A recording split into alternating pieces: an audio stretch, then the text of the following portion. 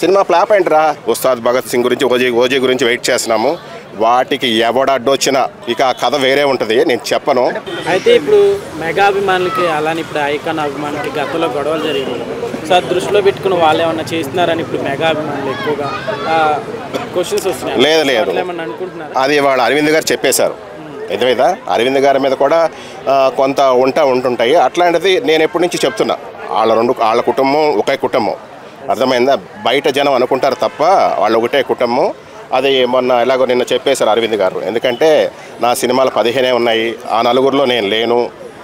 పవన్ కళ్యాణ్ గారు తీసుకున్న డిసిషన్ మంచిదే అని చెప్పేసి ఆయన చెప్పేశాడు, ఆయన ప్రాబ్లం లేదు. అలాగే దిల్ రాజు గారు కూడా ఆయన నాకు 30 థియేటర్లు ఉన్నాయి, నాకు ఆ విషయం తెలియదు, మేము ఆయన సినిమాలు ఆపమని ఆయన చెప్పేశాడు. ఇంకా మిగతా ఎవరున్నారో కానీ వాళ్ళందరూ బయటకు వస్తారు. వాళ్ళని మేమేం చేస్తాం, అభిమానులుగా చెప్పం, చేసి చూపిస్తాం. ఎందుకంటే మేము ఛానల్ నుంచి చూస్తున్నాం, మంచిగా ఆయన క్రమశిక్షణలో ఆయన అభిమానులుగా ఆయన కట్టుబడి ఉన్నాము. ఈసారి మాత్రం ఎన్నో 5 ఏళ్ల నుంచి దాదాపు హరిహర వీరమల గురించి, ఉస్తాద్ భగత్ సింగ్ గురించి, ఓజీ గురించి వెయిట్ చేస్తున్నాము. వాటికి ఎవడ అడ్డొచ్చినా ఇక ఆ కథ వేరే ఉంటుంది, నేను చెప్పను. ఎవడు పరిపాలన కాదు, మీకు చెప్తున్నా, పరిపాలన వీళ్ళదని కాదు.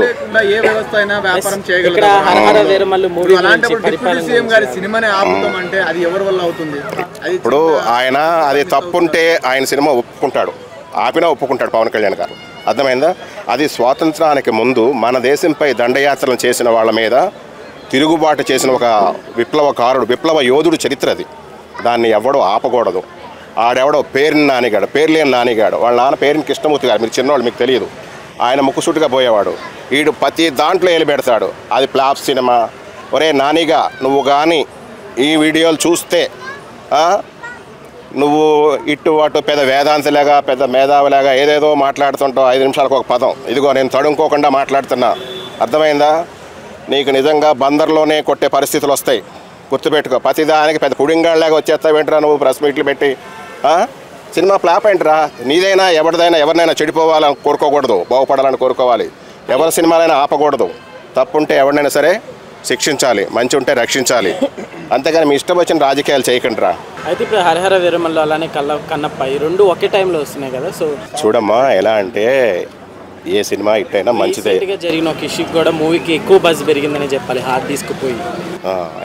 ఏం ఉండవు, ఇది వెనక్కి వెళ్తుందో ముందుకు వెళ్తుందో తర్వాత విషయాలు, అర్థమైందా? కన్నప్ప హిట్ అయినా మంచిదే, హరిహర వీరమల్లు హిట్ అయినా మంచిదే. మనము ఏంటంటే అందరూ శ్రేయస్సు కోరాలి.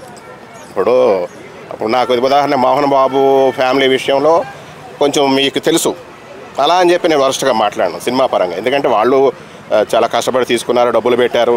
ఎందుకంటే ఇప్పుడు పవన్ కళ్యాణ్ గారు కూడా అంతే, ఎవరి గురించి చెడు అనేది మాట్లాడడం, అది మాత్రం మీరు గుర్తించాలి. అది హిట్ అయినా మంచిదే, ఇది హిట్ అవుద్ది. అది ఎలా ఉంటుంది అనేది ఏదైనా, ఏ సినిమా అయినా సరే హిట్ అవ్వాలని కోరుకుంటాను. పవన్ కళ్యాణ్ గారి ఫ్యాన్గా, సో నెక్స్ట్ ఫ్యూచర్లో ఇప్పుడు పవన్ కళ్యాణ్ గారి మూవీస్ అయితే ఆగిపోతున్నాయి కదా. సో ఎట్లా అనిపిస్తుంది మీకు? ఆయన మూవీస్లో ఉంటేనే బెటర్ అంటారు, లేకుంటే రాజకీయాల్లో ఉంటే బెటర్? ఆయన మూవీస్ తీస్తాడు, అప్పుడప్పుడు ఆయన మూవీస్ తీస్తారు.